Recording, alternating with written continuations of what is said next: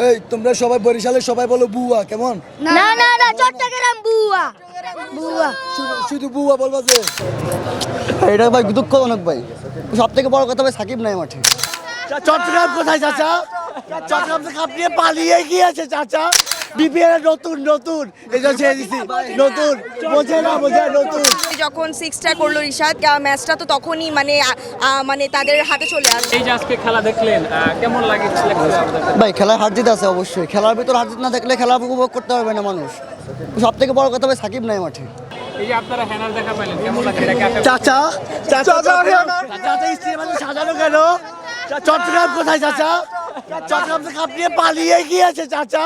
ভাই হেনা হেনা ওই মারিস্তা ভাই খেলায় হার জিত আছে ভাই, ঠিক আছে এটা শান্ত অবশ্যই অবশ্যই ইনশাআল্লাহ পরে করতে পছন্দ করি।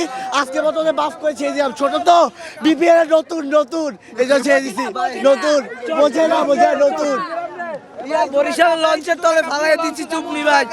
চট্টগ্রামে একবার তলে পয়সা ডুবে গেছে। বরিশাল বরিশাল আসলে এটা তো খেলা, টি-20 খেলা যে কোনো মুহূর্তে যে কোনো কিছু হতে পারে, এটা বলা যায় না টি-20 ম্যাচে। সো হচ্ছে তারা ভালো করেছে এবং লাস্টে যখন সিক্সটা করলো রিশাদ ম্যাচটা তো তখনই মানে তাদের হাতে চলে আসছে। তাদের লাস্ট ওভারে 8 রান লাগতো, সো ইজিলি তারা তখন ম্যাচ। জয়ের নায়কটা কাকে দিতে চান, তামিম কেন রিশাদ?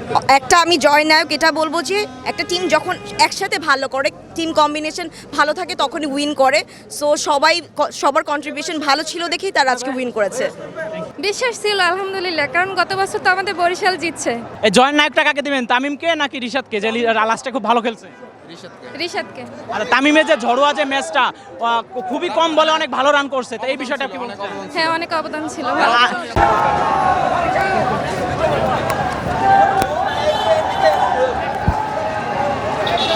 এক নম্বর